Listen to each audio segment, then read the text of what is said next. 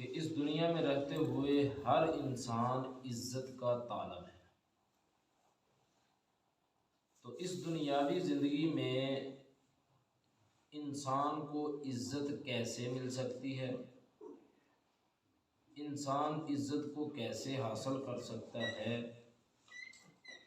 قرآن و سنت کے اندر اس کے حصول کے اسباب کون سے بیان ہوئے ہیں، یہ سابقہ درس کے اندر بات ہوئی تھی۔ آج ہم بات کریں گے کہ اصلی اور اخروی زندگی جو ہے، ہماری جو اصلی زندگی ہے، اس کے اندر ہم انسانوں کو عزت کیسے مل سکتی، کس چیز کو ہم اپنائیں، کس چیز کو اختیار کریں جس کی بنا پر ہمیں آخرت والی زندگی کے اندر عزت مل جائے۔ ان میں سے پہلی چیز ہے نیک اعمال کرنا۔ نیک عمل کرنا جو ہے، یہ آخرت کے اندر ہمارے انسانوں کے لیے عزت کا باعث ہے۔ کل قیامت والے دن سورۃ نمل کے اندر ہے، اللہ نیکی کی قدر کیسے کرے گا، نیکی والے انسان کی عزت کیسے کرے گا۔ فرمایا کہ من جاء بالحسنۃ، جو انسان صرف ایک نیکی لے کر کے آیا، جس نے ایک نیک عمل کیا، اللہ اس کی عزت کیسے کریں گے؟ فَلَهُ خَيْرٌ مِّنْهَا، اسے اللہ بہتر بدلہ عطا کریں گے، اس سے اچھا بدلہ عطا کریں گے۔ وَهُم مِّن فَزَعِ يَوْمَئِذٍ آمِنُونَ، اور کل قیامت والے دن جو گھبراہٹیں ہوں گی، جو پریشانیاں ہوں گی، نیکی والے انسان کی اللہ یہ عزت کرے گا کہ اسے گھبراہٹ والے دن میں اللہ امن عطا کر دے گا، سبحان اللہ، اطمینان عطا کر دے گا، اللہ اسے سکون عطا کر دے گا۔ نیکی والے انسان کی اللہ اس طرح آخرت کے اندر اخروی زندگی میں عزت فرمائے گا۔ اسی طرح صحیح بخاری کی حدیث کے مطابق کہ 7 قسم کے ایسے انسان ہیں کہ جس وقت کوئی بھی سایہ نہیں ہوگا، ان کی اللہ احکم الحاکمین عزت یہ کریں گے کہ ان کو قیامت والے دن سایہ عطا کریں گے۔ یہ 7 طرح کے انسانوں کی اللہ کل قیامت والے دن عزت کریں گے۔ وہ 7 انسان کون سے ہیں، وہ کون 7 آدمی ہیں؟ پیغمبر علیہ الصلاۃ والسلام نے فرمایا سبعۃ یظلھم اللہ فی ظلہ یوم لا ظل الا ظلہ، کل قیامت والے دن اللہ 7 طرح کے انسانوں کو سایہ عطا کریں گے جب کسی قسم کا کوئی کائنات کے اندر سایہ نہیں ہوگا۔ ان میں سے پہلا انسان ہے جی امام عدل، انصاف کرنے والا بادشاہ، انصاف کرنے والا حکمران، انصاف اور عدل کرنے والا امام جو ہے، پہلے نمبر پر وہ ہے۔ اور دوسرے نمبر پر وَشَابٌ نَشَأَ فِي عِبَادَةِ اللَّهِ، ہم میں سے ایسا نوجوان جو اللہ کی عبادت کے اندر جوان ہوا، اللہ کی عبادت کرتا رہا، اسی حالت کے اندر اس کے اوپر جوانی آئی، کیونکہ یہ جوانی کی عبادت بہت زیادہ اہمیت رکھتی ہے۔ یہی وجہ ہے کہ اللہ نے کل قیامت والے دن جوانی کی عبادت کا علیحدہ سے سوال کرنا، تو فرمایا کہ ایسے انسان کی بھی اللہ عزت کیا کرے گا، اسے کل قیامت والے دن سایہ عطا کرے گا۔ تیسرے نمبر پر وَرَجُلٌ قَلْبُهُ مُعَلَّقٌ فِي الْمَسَاجِدِ، ایسا انسان کہ جس کا دل مسجدوں کے ساتھ لگا ہوا ہے، جس کا دل اللہ کے گھر کے ساتھ، مسجد کے ساتھ معلق ہے، مسجد کے اندر آتا ہے تو اسے سکون ہوتا ہے، مسجد سے باہر نکلتا ہے تو اسے بے سکونی شروع ہو جاتی ہے۔ فرمایا کہ کائنات کے اندر، دنیا کے اندر جس انسان کی یہ کیفیت ہے، اللہ کل قیامت والے دن اس کی عزت کیا کرے گا کہ اسے سایہ عطا کرے گا۔ چوتھا انسان، وَرَجُلَانِ تَحَابَا فِي اللَّهِ، ایسے دو مرد، ایسے دو آدمی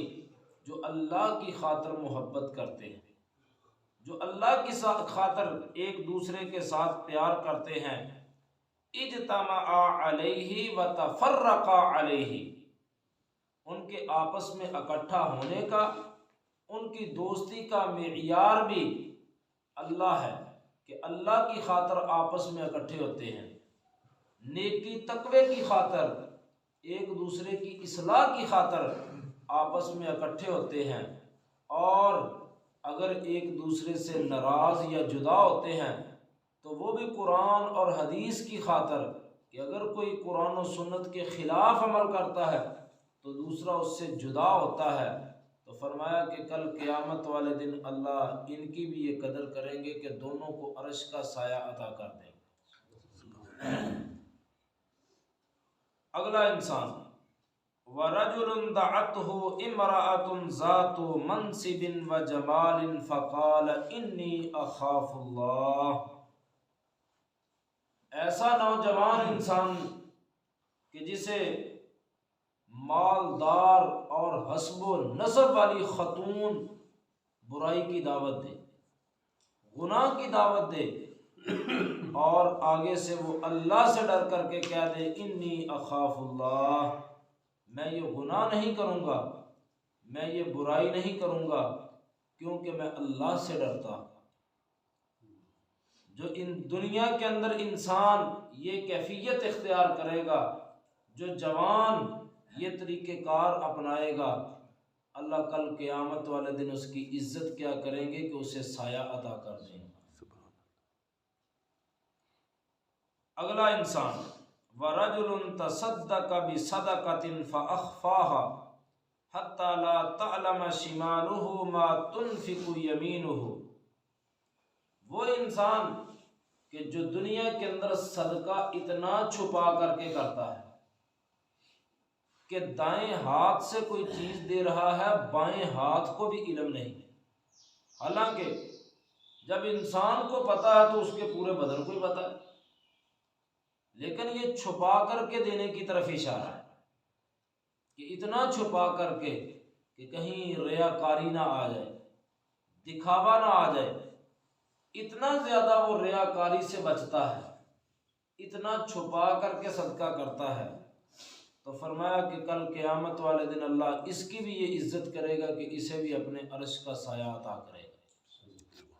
آخری انسان، ساتواں انسان، وَرَجُلٌ ذَكَرَ اللَّهَ خَالِيًا فَفَاضَتْ عَيْنَاهُ، وہ انسان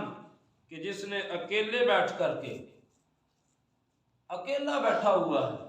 کوئی اس کے پاس نہیں ہے، تو وہ سوچتا ہے، یاد کرتا ہے کہ میں نے زندگی کے فلاں وقت یہ غلط کام کیا، اس وقت میں نے یہ غلط کام کیا، فلاں سال میں نے یہ غلط کام کیا، شادی سے پہلے میں نے یہ غلط کام کیا، شادی کے بعد میں نے یہ غلط کام کیا۔ اس طرح سوچتا ہے، اپنے پچھلا جتنا بھی ہے اپنی زندگی اس کے اوپر غور و فکر کرتا ہے، سوچتا ہے، اپنی اسے غلطیاں یاد آتی ہیں، دنیا کے اندر ہی اپنے گناہ یاد آتے ہیں، اور اللہ کا عذاب اس سے ڈرتے ہوئے رونا شروع کر دیتا ہے، آنکھوں سے آنسو بہانا شروع کر دیتا ہے۔ تو فرمایا کہ ایسے انسان کی بھی اللہ کل قیامت والے دن یہ قدر کریں گے، یہ عزت کریں گے کہ اسے بھی جب کوئی سایہ نہیں ہوگا اللہ سایہ عطا کر دیں گے۔ سبحان اللہ۔ اسی طرح انتہائی زیادہ خوبصورت آواز کے ساتھ قرآن پڑھنے والا، جو قرآن کو سیکھتا ہے، قرآن کے اوپر مہارت حاصل کرتا ہے، اور پھر قرآن کو خوبصورت انداز سے تلاوت کرتا ہے، قرآن کو خوبصورت انداز سے پڑھتا ہے،